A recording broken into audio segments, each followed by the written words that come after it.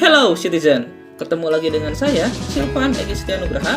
Hari ini kita akan belajar mengenai perumusan dan penetapan Pancasila sebagai dasar negara. Oke, langsung saja kita kuy. Proses perumusan dan penetapan Pancasila sebagai dasar negara itu dimulai ketika Jepang mengambil alih kekuasaan atas negara Indonesia. Hal itu terjadi pada 8 Maret tahun 1942. Sejak saat itu, wilayah Indonesia telah resmi berada di bawah kedudukan Jepang. Namun, selama Perang Dunia Kedua, Jepang mendapatkan banyak tekanan dari musuh-musuhnya, hingga akhirnya Jepang membutuhkan bantuan Indonesia. Karena itu, Jepang terkenal dengan semboyan 3A, yaitu Jepang Pelindung Asia, Jepang Pemimpin Asia, dan Jepang Cahaya Asia. Selain itu, Jepang juga menjanjikan kemerdekaan bagi bangsa Indonesia. Hal tersebut terlihat ketika Jenderal Kumakichi Harada mengumumkan pembentukan BPUPKI pada tanggal 1 Maret tahun 1945. BPUPKI atau Badan Penyelidik Usaha-Usaha Persiapan Kemerdekaan Indonesia juga mempunyai nama Jepang, yaitu Dokuritsu Jungi Chosakai. Kemudian, bertepatan dengan hari ulang tahun Kaisar Hirohito, yaitu 29 April tahun 1945, pembentukan BPUPKI direalisasikan sebagai bentuk komitmen Jepang untuk memberikan kemerdekaan kepada Indonesia. BPUPKI ini dipimpin oleh KRT Rajiman Widodiningrat. BPUPKI melaksanakan 3 kali sidang, 2 kali sidang resmi dan 1 kali sidang tidak resmi, atau dikenal dengan sidang selaan atau reses. Sidang 1 BPUPKI dilaksanakan pada tanggal 29 Mei sampai 1 Juni tahun 1945. Kemudian, sidang reses tanggal 2 Juni sampai 9 Juli tahun 1945.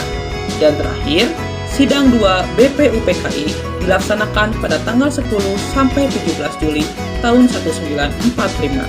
Di beberapa buku disebutkan sidang ini terlaksana tanggal 10 sampai 16 Juli. Kemudian kita akan bahas satu persatu dari sidang tersebut. Yang pertama, kita akan membahas sidang 1 BPUPKI. Pada sidang 1 BPUPKI, para anggota BPUPKI melaksanakan sidang untuk menentukan dasar negara bagi negara Indonesia. Karena itu, ada 3 orang tokoh yang mengeluarkan ide atau gagasannya mengenai usulan dasar negara bagi negara Indonesia.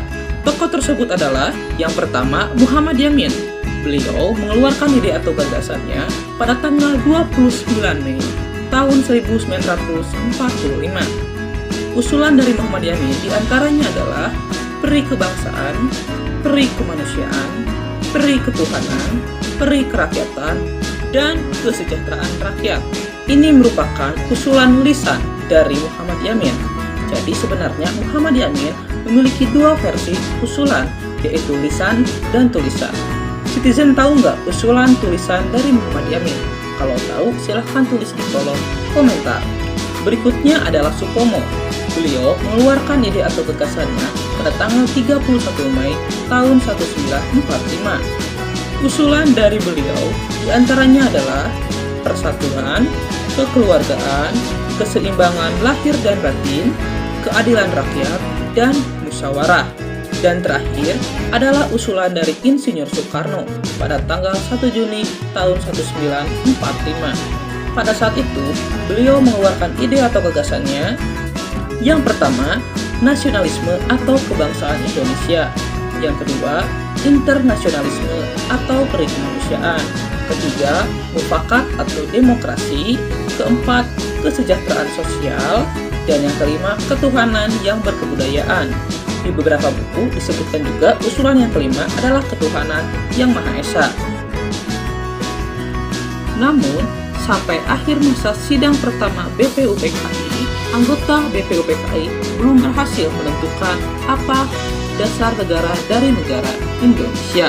Karena itu, selepas sidang dibentuklah panitia kecil yang beranggotakan 38 anggota BPUPKI, yang mana kemudian mereka menampung ide dan juga gagasan dari anggota BPUPKI untuk disatukan menjadi dasar negara Indonesia. Kemudian, panitia kecil ini membentuk panitia yang lebih kecil lagi, yaitu panitia 9. Citizen masih ingat siapa saja anggota Panitia 9? Kalau ingat, silakan tulis di kolom komentar juga. Panitia 9 kemudian merumuskan yang namanya Piagam Jakarta, di mana di dalam Piagam Jakarta tersebut dimuat Pancasila, atau lebih tepatnya rumusan Pancasila. Semua itu terjadi dalam sidang reses. Setelah berhasil merumuskan Pancasila dalam Piagam Jakarta pada tanggal 22 Juni tahun 1945, kemudian Panitia 9 melaporkan hasil kerjanya kepada sidang BPUPKI II. Dalam sidang BPUPKI II tersebut dibahaslah Pancasila hasil dari perumusan Panitia 9.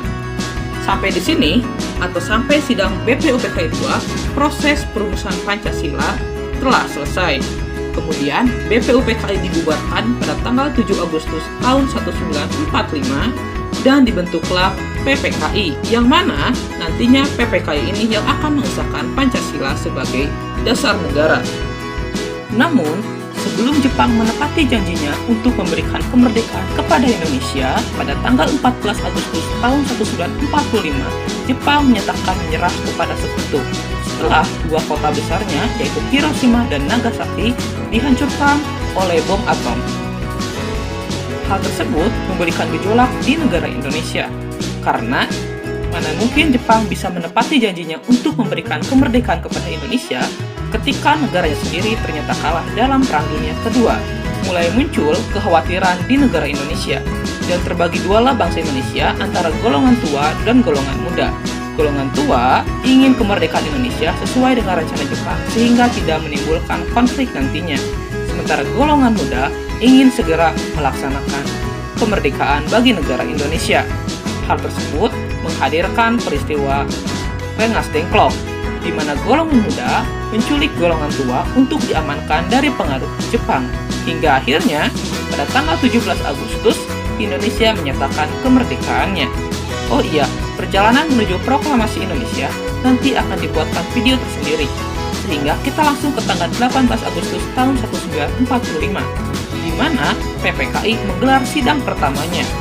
Dan dalam sidang inilah Pancasila diresmikan atau ditetapkan sebagai dasar negara Indonesia. Hasil sidang pertama PPKI tersebut diantaranya adalah: yang pertama, menetapkan Undang-Undang Dasar tahun 1945 sebagai hukum dasar tertulis dari negara Indonesia. Yang kedua, memilih presiden dan wakil presiden pertama Indonesia, yang pasti kita semua sudah tahu, yaitu Soekarno dan juga Hatta. Yang ketiga, membentuk Komite Nasional Indonesia Pusat. Loh, di mana proses penetapan Pancasilanya? Kalau kita perhatikan, di dalam Undang-Undang Dasar 1945 itu ada pembukaan. Dan di dalam pembukaan, tepatnya di alinea keempat, itu ada Pancasila. Maka secara otomatis, ketika kita menetapkan Undang-Undang Dasar 1945, kita juga menetapkan Pancasila sebagai dasar negara Indonesia. Oke, cukup sekian pertemuan hari ini. Jangan lupa ditunggu bagian kedua dari video ini. Kalau Citizen masih banyak pertanyaan, silahkan tulis di kolom komentar. Kalau Citizen suka dengan video ini, silahkan di like. Kalau nggak suka, dislike aja. Saya Silvan Egistian. Terima kasih.